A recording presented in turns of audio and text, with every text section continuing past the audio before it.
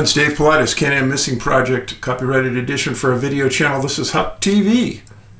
There is Huck. Hey Huck, how are you doing? Huck is doing good today. She just came out from running around like a crazy girl and in snow about 4 or 5 feet deep in spots out here. And she's very happy because she's all petered out. Yeah. Dad's a good girl. Dad's a good girl. Yeah, you're a good puppy. I'll do a good job for you, okay? I promise. I promise.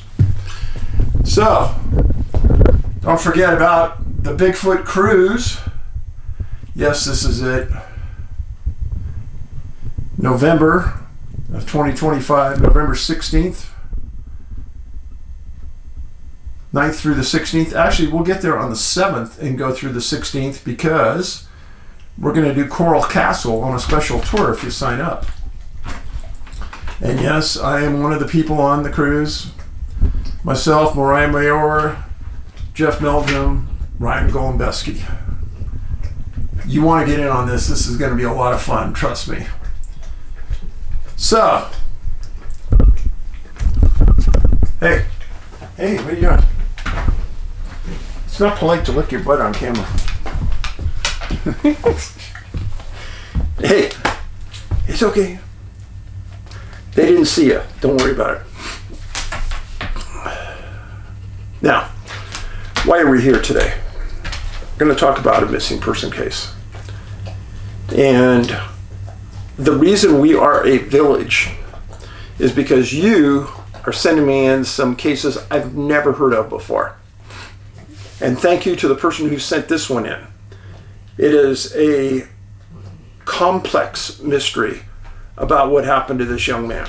And you're going to hear every detail I could find. It took me 4 days to figure this one out. And trust me, it's a whodunit. Now, most of the cases we hear about, national parks, national forests, BLM land, private forest, rural areas. This isn't that way. And I've told you before that as I started to understand more and more of the missing 411 issues, I started to learn that a lot of these cases don't happen out in the middle of nowhere. Some of the first books I wrote, Missing 411 North America and Beyond, had cases in other countries that happened in the middle of a city and people just disappeared, later found in water under very unusual circumstances. In this case, this young man, this is one of those cases that bothered me actually, and I feel for the parents, and I'll get into it.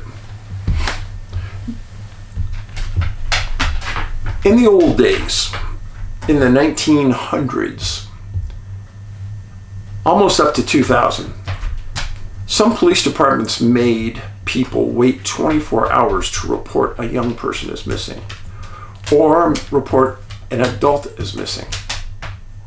That is not the case any longer, folks. Do not wait to report somebody missing. You report them right away. Demand law enforcement take a report and enter their license plate and their name into the national computer system for the USA. Explaining the disappearance is entirely out of character. Explain that you have suspicions that something criminal has happened. The first 24 hours of any disappearance are critical.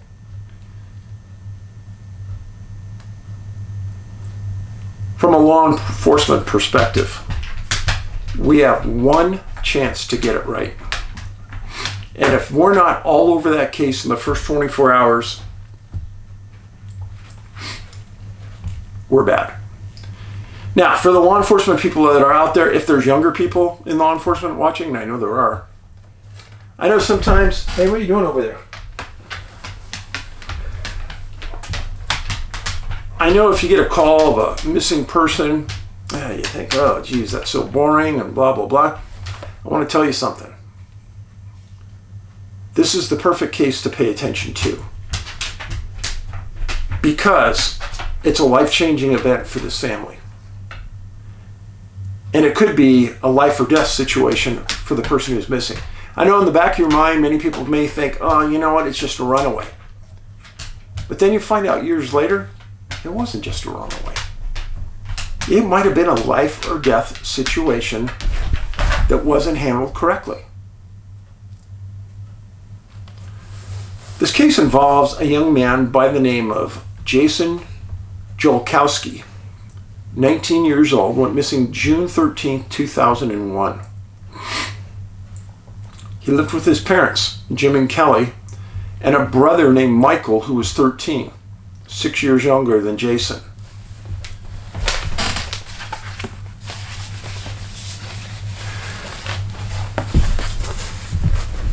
This is Jason when he disappeared.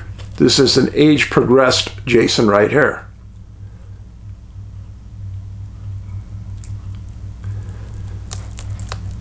Now, they lived at an address called 3425 North 48th Street in Omaha, Nebraska. And you think, Omaha, Nebraska. What can be there? Well, this is a sexual registrants map for that area around Jason's house in Omaha, Nebraska. Those are all sexual registrants. Little lesson to be learned here. When you're moving into a new house, looking at a new neighborhood, oh, it looks real nice. You might want to get online and check the sexual registrants map. You may not want to live next to one. Well, Jason had a disability that made him learn a little bit slower and appear slow. But in actuality, he had an above average intelligence level. He graduated from Benson High School and was an honor roll student. He wanted to be a DJ, and the high school had a radio station that he worked at. And I'd like you to know the type of person I'm talking about. I probably looked at 50 different articles about Jason. In one of those articles, a young woman named Amber Phillips said, quote, "I worked with Jason at the station. He was one of the nicest guys you'd ever meet. Ever." His mom was interviewed and said, "Well, I'm just not saying this because it's my son, but he was an unusually polite person." How many people could say that about many 19-year-olds? He was a special person. Loved, liked, didn't do drugs, didn't get in trouble. And you're going to hear more. He was employed by a restaurant called Fazoli's in Omaha. It was 4 miles from his house. The high school that he attended or graduated from was 7/10 of a mile from his house. He was saving money to go to school to be a DJ. But again, like I told you, he was on the air at his high school station, at his former high school station. And they talked about the things that he liked to speak about on the air. His favorite thing to talk about was sports. His favorite broadcasters were Harry Carey and Bob Costas. He had an uncanny ability to remember sports statistics. His favorite sports teams were the Broncos, the Cubs, and the Huskers. And this is the part where you know this young man was different. He had a distinctive love for God. He prayed 2 hours a week at the Holy Name Catholic Church. One of the church officials was interviewed in an article and said Jason was a prayerful kid, very polite and very quiet. This official said at one point, Jason came to him and was interested about the priesthood and asked him how you went about that. How many young people would even do that? Now this incident happened on June 13th, 2001. It was a Wednesday. Jason normally went to work at Fazoli's at about 5:30 in the afternoon. At 10:30 on the morning on the 13th, Fazoli's bosses called Jason and asked him to come in early. He told his boss he didn't have his car and he didn't have a ride because his parents weren't home, but that he'd take a shower and he'd walk the 4 miles to work. How many young people would do that today? The boss said, "Great, we appreciate it. We'll see you when you get here."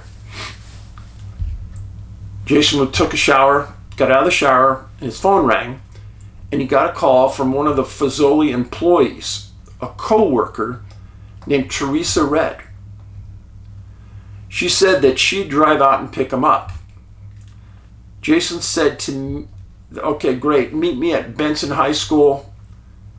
She knew where that was. And Jason's brother was in the next room and heard him say, just as he hung up, "Hey, you better be there." She was out there, and he was too. It was never made clear, and I looked hard, why Jason had her meet at the high school. Was it because she knew exactly where it was and he didn't have to give an address, or I don't know. Versus being picked up at his house.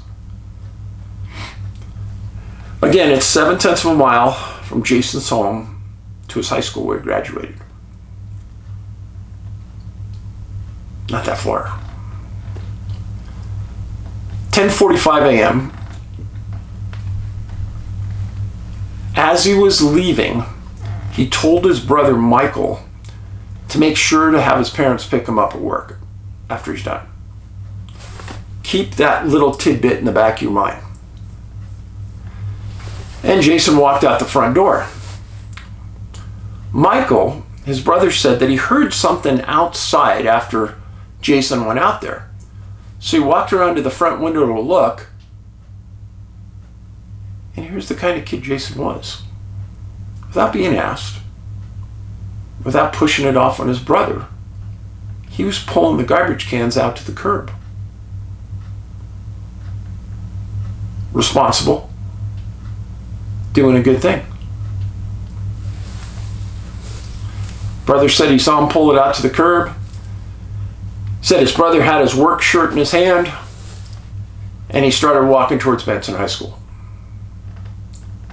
About 5 minutes later, a man named Chester Link, a neighbor just around the corner from Jason's house, said he saw Jason walking down the street with the shirt in his hand towards the high school. To the best I can tell from everything I reviewed, that was the last person to see Jason. He left his house, walked around the corner towards the high school.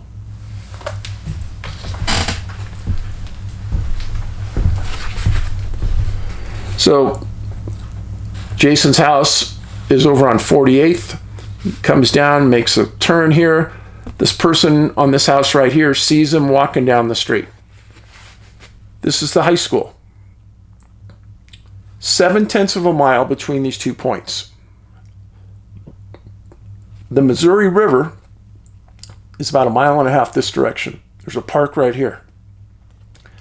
Jason's walking through an absolutely normal middle-class neighborhood of Omaha, Nebraska. So, neighbor sees him make the turn here, goes out of sight. This is on North 48th Avenue right here. This is Bedford. 2 different directions. He could have went down here and turned, or he could have turned here and then gone over, and this is the high school where he was meeting the co-worker. Got it?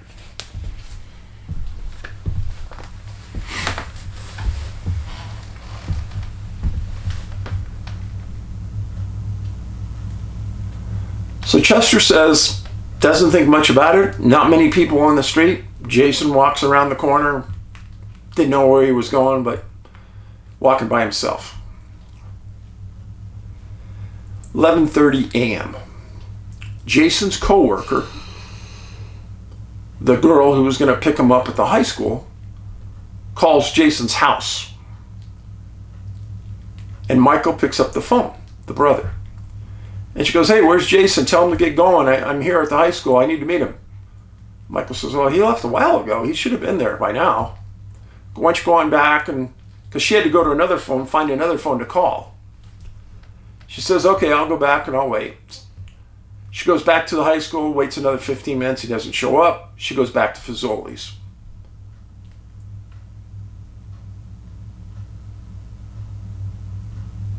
He never shows up for work. 5 p.m. Jim and Kelly, the parents, get home from work. Michael tells them that it appears Jason never made it to Fazoli's. They call Jason's cell phone, dead, nothing. They drove the route to the high school, nothing. They called Omaha PD and they tried to report him as a missing person. And they said they won't take an adult as a missing person until you wait 24 hours. Remember what I told you at the beginning here. This is where you got to put your foot down. And you got to say, hey, you don't understand. My son wouldn't run away. My son wouldn't do this. My son wouldn't do that. He's super reliable. Foul play's got to be involved. It's got to be. Well, they have to wait a day. So they wait till June 14th. And Jason was reported as a missing person to the police department. They still didn't take the case seriously. And they outwardly said, oh, you know, he's a teenager. He just ran away. He's hanging out, doing something. Don't worry about it. See, if it would have been me, I would have went nuts. I would have said, no, my son wouldn't do that. He's too responsible. But when people don't know the inner workings of a police department, sometimes they're intimidated. Hey, baloney. Don't be intimidated. They work for you. You ask to talk to a supervisor if they're not doing their job. And you keep going up the line, folks, till you get to the chief. The chief works for you. It wasn't until June 15th that the police it wasn't until June 24th, 10 days after he disappeared, that Omaha PD opens a formal investigation into Jason. They had gone back and they had pulled all of the CCTV footage from Benson High School to see if Jason ever made it there and something happened. They never saw him arrive. He never made it to the high school. Now, why is that important? So here's the high school right here. This big area right here. So that means that really somewhere on Bedford Avenue or possibly on North 48th, something happened on one of those two streets. There's also a small park right here, Lake James Park. We know, and I will tell you firsthand, bad people hang out at public parks. And, well, what do you mean, Dave? Young kids go to public parks. Pedophiles go and hang out at parks. If you're an adult, you never send your kid, your young child, to a park alone. Ever, never, never, never, never. And then public park restrooms are the worst of the worst. I'm just telling you. When I worked in street crimes, there was actually public parks in San Jose that were known for pedophiles to go to them and molest young kids. And most of the pedophiles, if they were on probation, they had clauses that they couldn't go to those bathrooms. And I can't tell you the number of pedophiles I arrested hanging around public restrooms. The judges in San Jose were sat down by our unit and talked to about the importance of giving them stiff sentences when we arrest them. And the judges did. So, if you're a parent, never let your child go to a public restroom. I don't care if it's at a mall or a park by themselves. All right?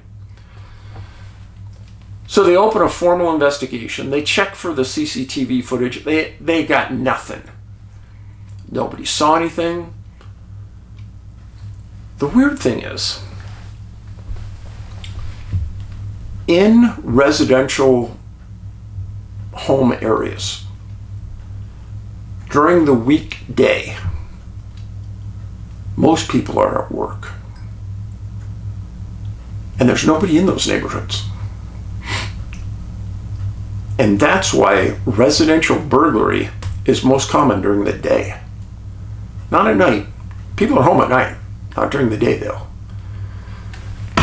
Keep that in your head. So, Omaha PD opens a formal investigation, but they've got nothing. And Jim and Kelly, the parents, got actively involved into their son's disappearance. I admire this greatly, folks. Again, I've always told you, you have to be the advocate for your son or daughter. Well, the parents started to do some research into missing person laws in Nebraska. Did they have databases? That the laws protect the parent and the child? Well, they got interviewed a lot. This case got a lot of notoriety. And they had the opportunity to meet the governor of Nebraska. And they explained to him, hey, there's no statewide database. There's no statewide laws to protect parents and children, etc., etc., etc. Well, eventually they got the ear of a legislator and they passed something called Jason's Law. More visibility to missing people. They got a statewide database of missing. And they were on John Walsh's TV show talking about Jason's disappearance. If you remember, John lost a small child in a department store. Yeah. I don't know how that man continued.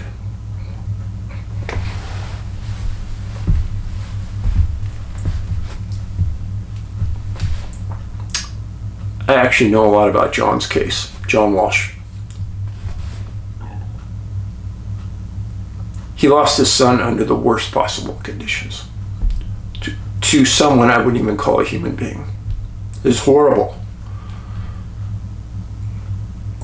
The way he has fought back for people has been just amazing.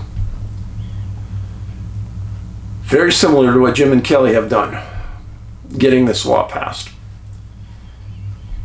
And then throughout the years, they would have gatherings to put posters up about Jason, trying to keep his face in the news, trying to keep him alive. In 2005, Kelly was interviewed about the clearinghouse that they got up. And she was asked, how do you keep going? And she said, God has given us the strength to continue. As the years went on, June 13th, 2002, a year after Jason disappeared, Omaha PD was interviewed and they said that they had nothing. No new leads.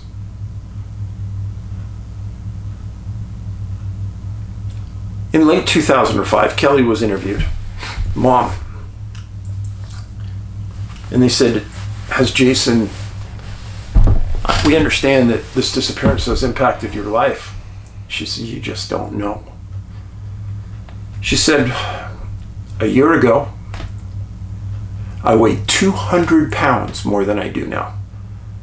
Kelly had lost 200 pounds. And she talked about it and she said, Jason saved my life. I was obese. And through all the work I did for him and all the anxiety that's lived in my life, he saved me. There's no doubt. She said this. There's an article, June 13th, 2011, exactly 10 years after Jason disappeared. One of the first paragraphs, it's stated, it's as though he disappeared in thin air. I didn't say it, the article said it. All through those 10 years and all through the disappearances, the fraternal grandparents of Jason's were right there with the parents, everywhere, doing everything all the time. On November 17th, 2011, Jason's fraternal grandfather, he died at 82. Devastating. This is important.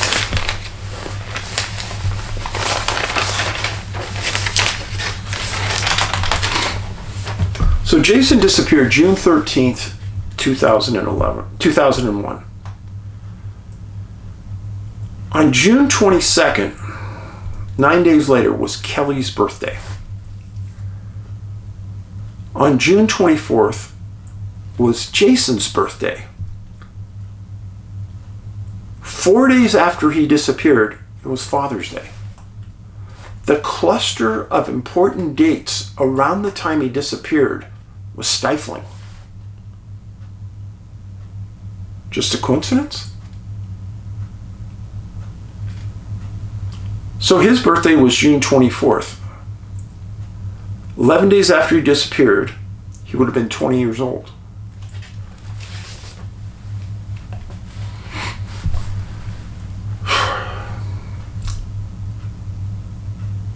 June 2021. 20 years after Jason disappeared.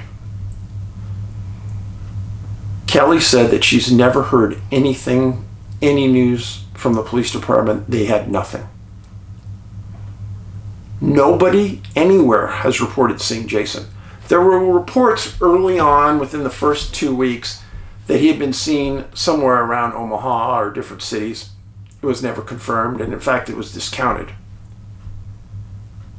In June 2021, Kelly had moved to Eastern Washington.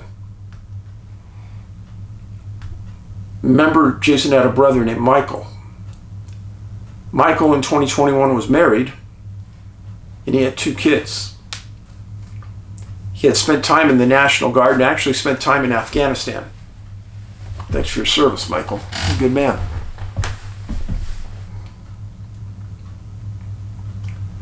In these type of incidents,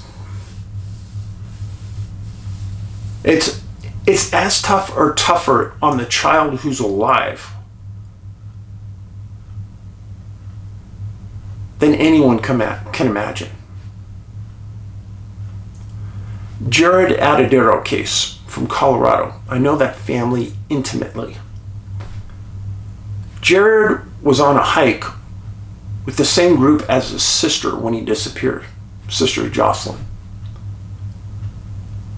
Jocelyn has had to live with the fact that Jared disappeared while she was on this hike. And she stood by her dad all the time ever since. Strength, I can't explain it. I don't know where it comes from. I don't understand how people do it. Kelly, the mom, learned a phrase. I've never heard of it before. Ambiguous loss. It's traumatic loss of a person or a relationship. Similar to be in the limbo of not knowing. That's how she classified Jason. She said that in her heart, she always believed Jason would walk in that door, front door. I can understand that. I get it. Because to recognize that could never happen could destroy your life. I get it. Now let's talk about some facts on this case. The route from the house to the high school is 7/10 of a mile. One more time. He's seen on this street. He makes the turn. He goes out of sight. So this is North 48th Avenue. This is Bedford. Once you turn onto Bedford, you could be seen from the high school. So Bedford and 48th, something happened right there. Hindsight's always 20/20, right? Remember what I told you, midday on a Wednesday. Not a lot of people on the street. Pretty desolate. This did not happen at the high school. What are the possibilities or the theories? First of all, knowing what I know today, compared to what I knew as a policeman, it's like night and day. If I would have handled this call as a policeman, I probably would have just shucked it off and said, it's probably a runaway, no big deal, blah, blah, blah. Well, a couple of weird coincidences happened here. Remember when Jason was asked to come in early from work? Normally, he'd have his car. But he didn't have his car because it was getting fixed because of hail damage. And both of his parents worked during the day, so they couldn't give him a ride in. Sometimes things have to align just perfectly for the unusual to happen. No car.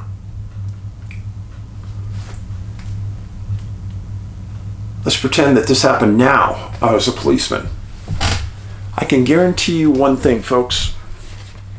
I guarantee you, with my knowledge of today, I would have knocked on every house on both sides of the streets all the way through Bedford and 48th. And if somebody hadn't been home, I'd leave them a note, I'd write it in my notebook, and if I'd ask them to call me, and if they didn't call me, I would go back to the house. There's plenty of times where I worked missing persons cases where we asked people if we could go in their house and search. Of course, you could say no. Nobody ever did. We asked to go in their backyard and search. Nobody ever said no. We're not there. And I would even tell them, hey, I don't care about your marijuana or whatever. I'm here to look for a little boy or a little girl that's missing. But to not knock on those doors in the first 12, 14, 16 hours, 24 hours, catastrophically bad, really bad.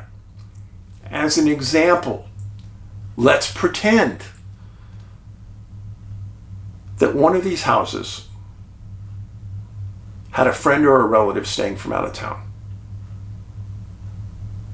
Let's say they didn't know them real well, the people that own the house. What if they were a pedophile? What if they were a really bad guy? And while the people who owned the house were at work, this person was there alone and saw Jason and did something. And how would the police ever know that if they didn't knock on the door and say, hey, has anybody been staying with you the last couple days? You've got to ask the questions to get the answers. So, what are the possibilities here? Oh, I read a lot of them. First one that came up time after time was a hit and run accident. Jason was crossing the street, somebody was driving crazy, hit him, killed him. They got nervous, they threw his body in the car and they took off. Jason's not a small person. He was 6'1", 160 pounds. You don't just throw those bodies around. Somebody gets hit in the street, there's going to be blood. People are going to see things. Nothing was seen. No blood was found. And the other thing is, what do you do with the body? Next most popular one, suicide. I give this one about a negative 1% chance. Jason didn't express the typical behavior of someone who had suicide on their mind. Bring up a couple points. Remember, Jason told his brother to make sure and tell mom and dad to come pick me up after work. If you were suicidal, that wouldn't be on the forefront of your mind, what's going to happen after work. Because you're never going to go to work. So what does it matter to you? He took his work shirt with him. Again, somebody suicidal who was never going to go to work. Why do you take your work shirt? He told the coworker, the girl that was going to pick him up, hey, you better be there. What's the point in saying that if you weren't counting on them to be there? Nothing about any of his statements, his physical actions, spoke of anyone who was thinking of suicide. He had $650 in his bank account. Wasn't touched. It's never been touched. If somebody was going to take off on their own as a runaway, you'd be putting a lot of that cash in your pocket. He had almost no cash. That brings me to my third point, a runaway. Who the police thought it was from the beginning. Remember, he wanted to be a DJ. He was working towards that. He had a good job at Fazoli's. Stable home life. He got along exceptionally well with his parents and his brother.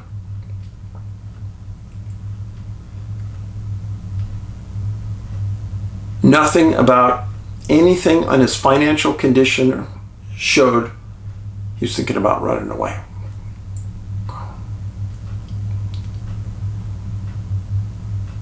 The wild card one of the wild cards, abducted. Again, talk about, let's say, a girl, 4'10", 90 pounds, versus a man, 6'1", 160 pounds. You don't look for a man to be a target because he's too hard. He's too hard to fight. It doesn't make any sense to be abducted. And then everybody who was interviewed said Jason wasn't involved in drugs. He didn't have one enemy.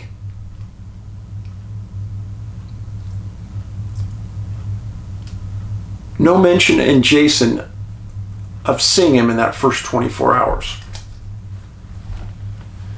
If he was abducted, it's been 24 years. People talk.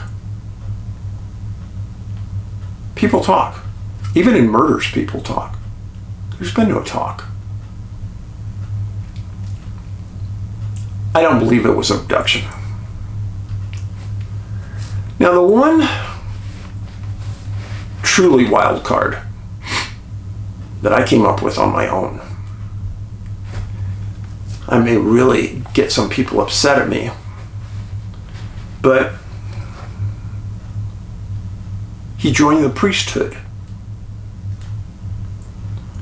Well, Dave, that's pretty wild. Well, hold your taters. The Catholic Church has the ability to put someone in school to be a priest anywhere in the world.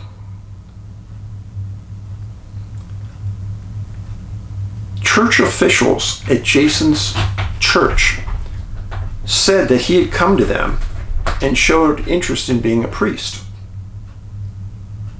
And he asked what it took to do that. So I didn't come up with this. It was in the paper. Now, what totally discounts this to me is his behavior the day of the disappearance. Again, the statements that I told you about him talking to the girl that's going to meet him at the high school, his statement to his brother about his parents picking him up. All of these things, carrying his shirt, are indicative of somebody who is following the path to get picked up and go into work.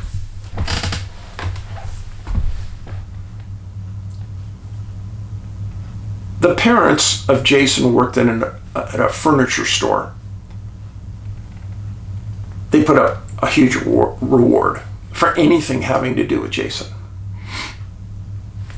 I do believe that if Jason's going to be found, it's going to be found because of that picture right there.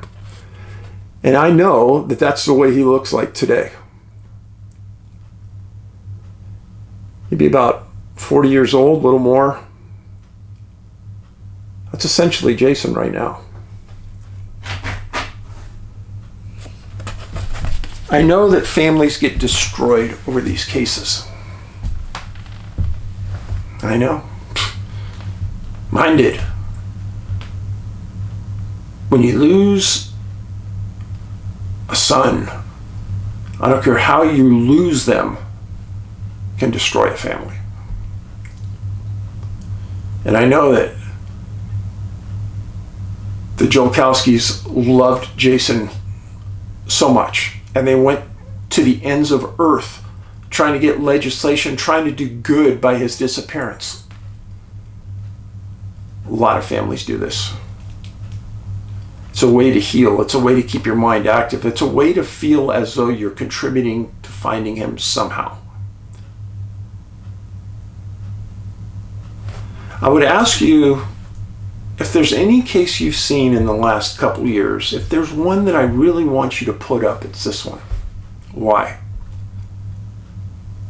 I truly have no idea what happened to Jason. I think the case would have been solvable if every house on those two streets was touched, like I said, during those first 24 hours. Because the solution is on those two streets.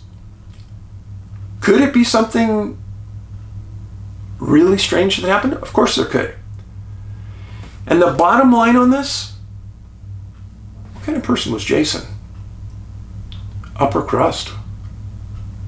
I tell you sometimes, the people I cover are some of the nicest people in the world. And tell me Jason Jolkowski doesn't fit that mold. Very strange, folks. Very strange. I pray he's alive somewhere, living a good life. Maybe he has amnesia. I don't know. Well, let's plaster this video everywhere. Remember, it's a kindness revolution. You can do something very kind by getting Jason's name out in your community, because who knows really where he's at. Thanks for being here. Paulides out.